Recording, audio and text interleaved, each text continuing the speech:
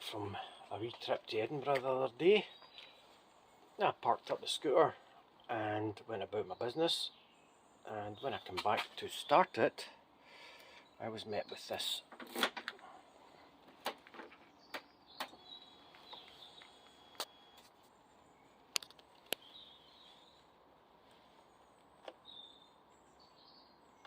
Dead.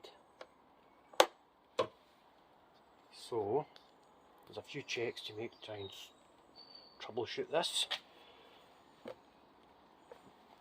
If you turn off the engine and the alarm should come on, yep, and when you put the key back in it should go solid and then switch off. It's speaking to the key, that's fine. So that's one thing it's not doing. Other thing is the engine cut off. So make sure that's on. Pull in the handbrake, or the rear front brake. Nothing. Give this a wee flick to see if it's dirty. Nothing. Now the brakes themselves have a micro switch in them, and to activate the rear lights, so we'll check that out because it won't start if the micro switch is away.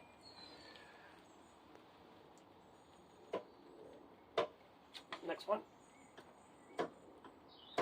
Okay, so those two are working, so the micro switches are okay. Next thing we're going to do is check the battery supply.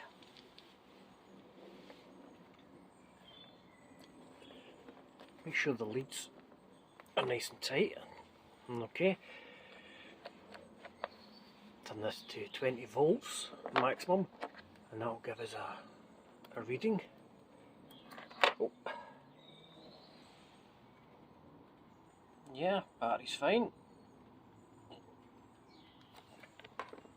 So the next thing I'm going to do is take this off and physically check these switches, because indicator both ways is fine, horn fine, and the front light is not on because the engine's not started, but the side lights, positioning lights are on. So I'm going to physically check these switches, and the only other switch is on the side stand, which is up at the moment, and if that's broken or jammed on, then this thinks the side stand's down, it won't start. Okay, taking this off is just 2 wee screws. Oh, what you see them? 2 wee screws at the bottom, and then this whole panel, this whole panel should come off. Careful when taking it off because there is wires in there. I'm just going to check the connections, and then using the meter again, I am going to check the electrics going through the switches to make sure the switches themselves are not damaged. Okay, let's go on with that. I hope you can hear me above the rain, but in order to get this off or to get access to these switches, there's a few steps that you need to do. First one is, if you have a screen, is to undo the 2 bolts at the bottom, one on each side, and that is a 17 spanner, and you just loosen them off. It's kind of difficult to do with one hand, because once you get them off you're going to have to start turning them with your fingers and holding the screen in case you drop it. So just undo one, take that right out, that's it loose. I will do the other one and then we'll take it off. the insides of the screens, what you're effectively doing is unbolting or loosening off this bolt, which pushes, I'll get this in focus, which pushes this sort of V shape into the plastic, and that all expands and holds it in place. So when you undo this all the way, you may need to get in with your fingers and just pull this back, pull that back, give it a wee shake about to get them out, and then put this somewhere safe. The next thing we're going to be doing, don't fall, is taking off the little screw that's hiding. Let me get a shot of it hiding in here. Yeah, that is a hex bolt. I would recommend putting a towel or something right underneath. See the gap? Put it right underneath as far as you can, because if that wee screw comes out, it will, as sure as shit sticks to a goat's arse, it will come off and shoot right in there and never to be seen again. You'll be taking the floor pan off to try and get that back. So put something in a towel, tuck it in, so if it hits that, it will fall out the way or get caught in this. Once that's off, we'll look at taking this off, and they will both wind in. This really just to lock them in place. So the best way I found is, the best way I remember it is, when you're standing here, is both mirrors go in towards the front to the bike. So you push towards the front, push towards the front, push, push, push, push from outwards inwards. Da, da, da, da, da, da, and then they come off. Let me just go and put this somewhere where it shouldn't fall. There you go. And outwards inwards, outwards inwards. And that should take off the mirrors. Right.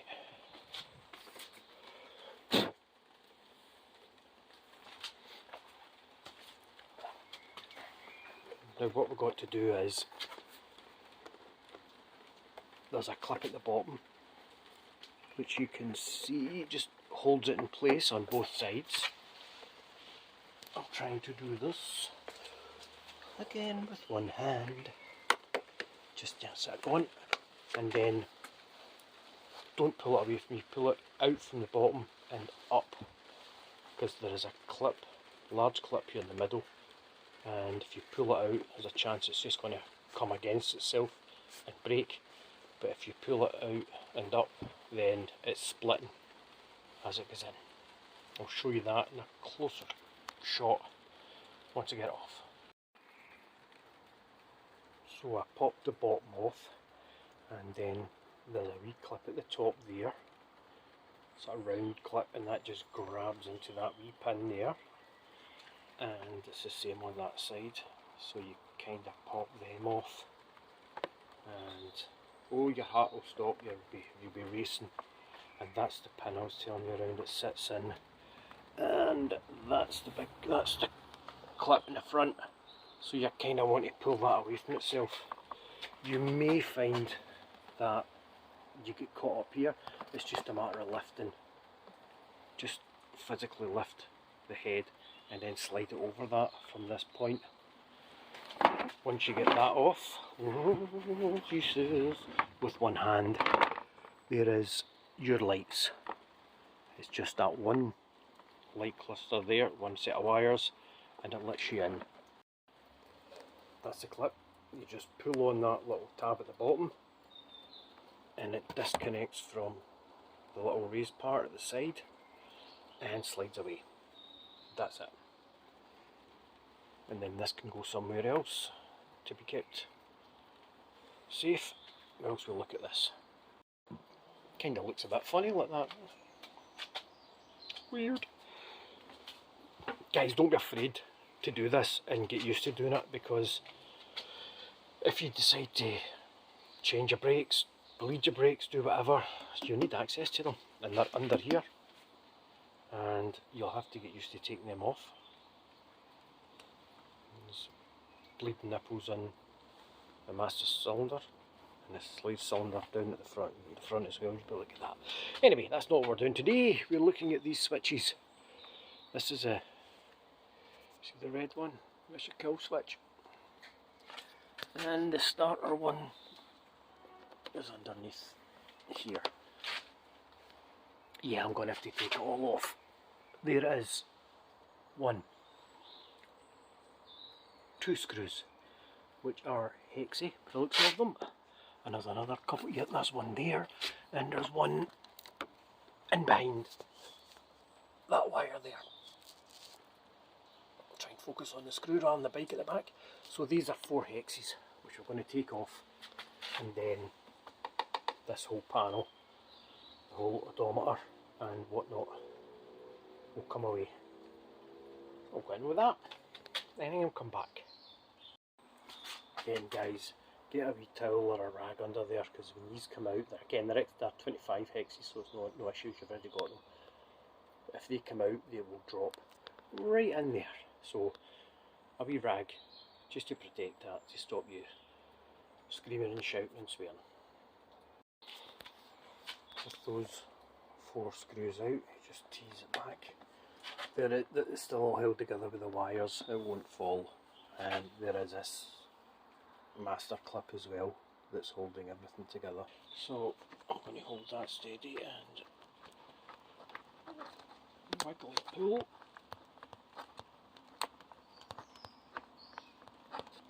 This is difficult,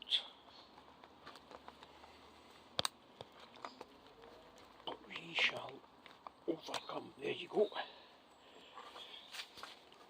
So that's 2 wires going into, yep, middle and outside. So remember the grey is on the outside. Yep, green and grey on the outside.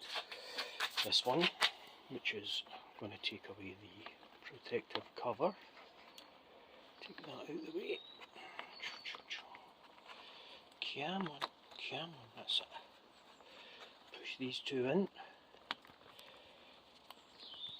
And wiggle that out, and it's the brown to the outside, browny orangey. Take them away. Right guys, I am not an expert on using these, but if you set it to ohms 200, that's going to check the current and try and complete a circuit. Now at the moment it's showing a 1, that's low I think, not sure. Anyway, it's showing a 1 because the engine switch is off, and I've got my 1 electrode to the outside and 1 to the middle. And if I then carefully come down and switch it on, let's see if we got this one shot of it. What have I done? Yep. So I'm now completing a circuit with the kill switch on, engaged. Sorry, kill switch would then be off, wouldn't it? So it's not killing it. So the engine should start. That's it. With the kill switch engaged or disengaged. Then we disengage it, and we're completing the circuit. So that switch is fine. And there is only 2, 1 on each side, so I carefully positioned the electrodes on that.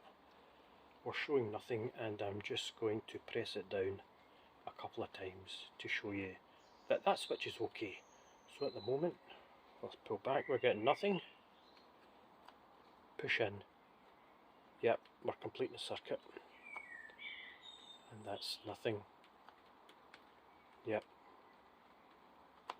Okay, now all we're doing is using the electrodes to complete a circuit, so we'll get nothing until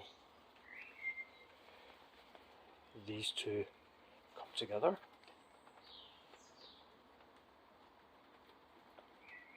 Oh, right, there you go, that's nothing. Touch them together and I'll get that. So that's completing a circuit, and that shows you that the switches when switched properly, are completing the circuit and operational. Which is good, because they worked. It's also a bit of a bummer, because we've now got to go to find another switch. The only other one that I know of is that one. So, putting it back together is just the opposite of taking it apart. Connect the wires back in, put this back into place, remove that, 4 screws, puts that back on, then bring on the headlight, connect the headlight back on, and then clip it into position, nice and gently, and screwing it back together. And remember guys, these are going into plastic, so just pinch them up hand tight, no more, don't go daft. Remember, you're reversing your mirrors, so you're going from an in swing to an out swing.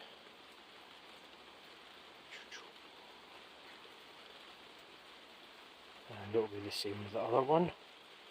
You're going into out. Get that going. Bring up your rubber, turn it over. So it marries up with your little dent in the rubber. See that? There's a little tiny wee dent in the for your viewing angles, so you can view your oil, and then I'm just pushing that back to keep it down.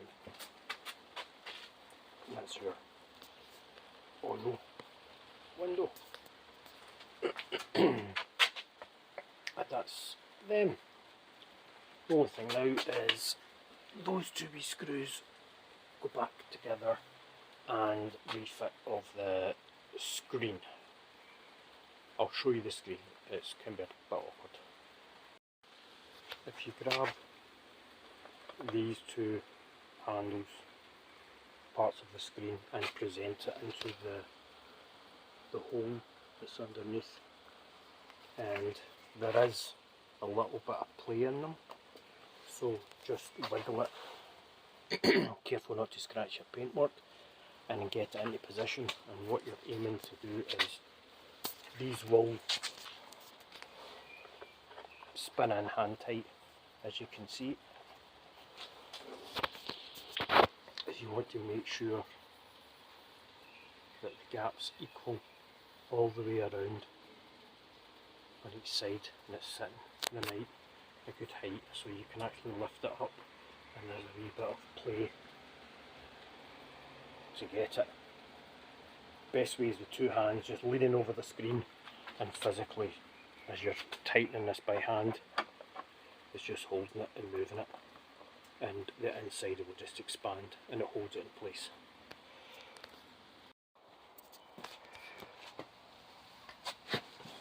Let's see if we need to take the side stand off in order to get to the micro switch. Let's get the lighting in. So 2 springs, one inside the other, interesting. And then it pivots on that bolt under there. This is your switch, and it's actually better to view from the other side, so we'll go and do that.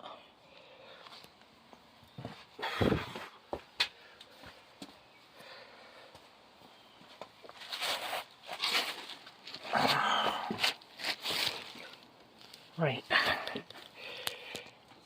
so we can see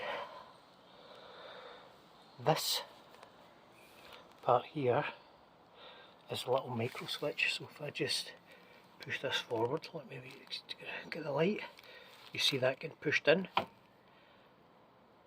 that switches it off, and that switches it back on, and that will push and pull.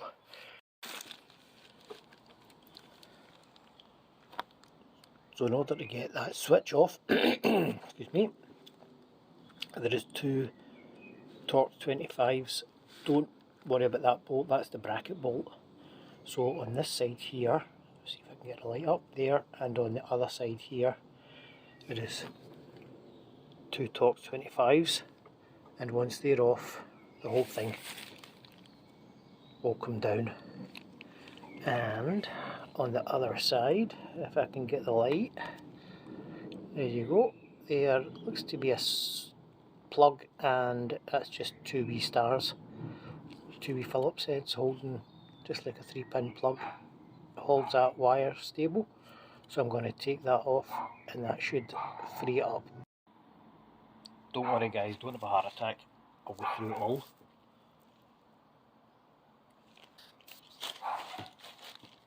So this is your wire, and the top part where it crosses over the wire, I'll try and get that better in the light. Yeah. This bridges it, it's just Phillips screws, so that bridges it and holds the plate in place of the wire. There's the other 2 screws go on the other side of the plate. Yep. If you can see, and that whole plate comes off, and on the other side there's 2 wee contacts. Now what happens is, be careful when you take this off by the way, because there's a little contact which slides across and bridges that gap, and that can fly out, which is what happened to me. So this is the plastic cover, which has got the 2 25 or number 5, oh yeah, T25 bolts on it, which is a bit filthy, so I'll be cleaning all that, and that just comes off. And this is your micro switch. There is this little tyre as well, which goes through there and guides the wire back. So this is your micro switch as it sits like this. This is a little bridging part that comes off. It is literally just a bridging part.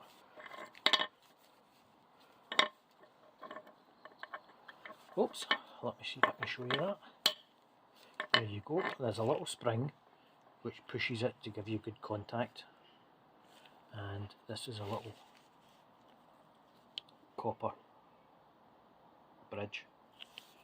So that sits in that white plastic part. You can see the round bit in the middle, that's where the spring goes, and across it is where the brass part goes. Oh, I'm going to do this one-handed. Have I just made an arse of it? Never mind. If I can't get it in just now, I will do it with 2 hands in a minute.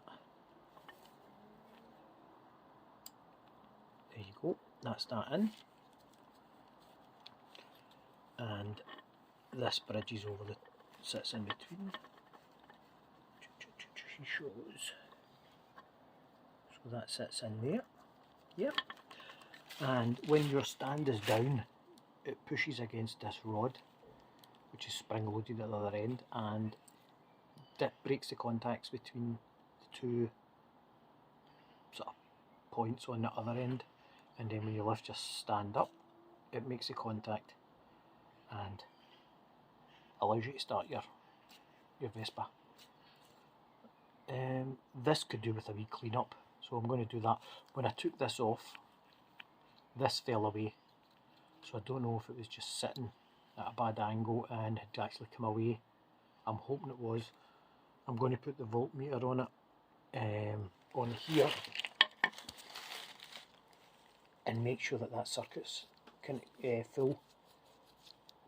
Put some ohms across it and make sure that that's working. There's no a break in a wire somewhere. So if that is an issue, I'll show you. If not, I could probably show you anyway, never mind. And I'll clean all of this up, because this wee piston gets a whole load of crap in it. So again, setting the voltmeter to the green one, ohms, red one in the ohms, and common one black in the middle. On this particular model, yours may be different. So now going to test the circuit, and if we touch these 2 we should get a reading. There you go. That means that these are all working and there's a complete circuit. Okay, hope you can see that. So connecting one to one and other to other, you won't see anything. Hopefully I'll get my hand out of the way. I'm getting nothing because the key is not engaged in the key holder and it's not switched the engine on. So what I'll do is I'll reach up. Everything's primed. And if I do this again, get my hand out of the way. Oh, there you go. We're getting, so the circuit's fine. This has all been cleaned out and I have, let me just get the light right. I've put the wired plate back onto it with the 4 screws. You see the little bridge at the top of that goes over your wire. It can only go in one way, don't worry. And I've greased all this up. So I'm gonna now test it. Oh no! Oh no! Right.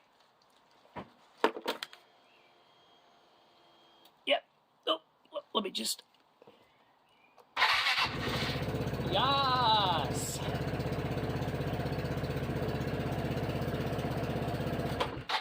So, that was the issue, guys. Fault finding, front to back, easy to hard, and this was it. I bit the micro switch, so it thought the kickstand was down all the time, and didn't start. Oh. Right, I hope this was useful to you guys. It was certainly useful to me, and give me a wee shout out in the comments if you have anything fantastic to say about it. Ta-ta!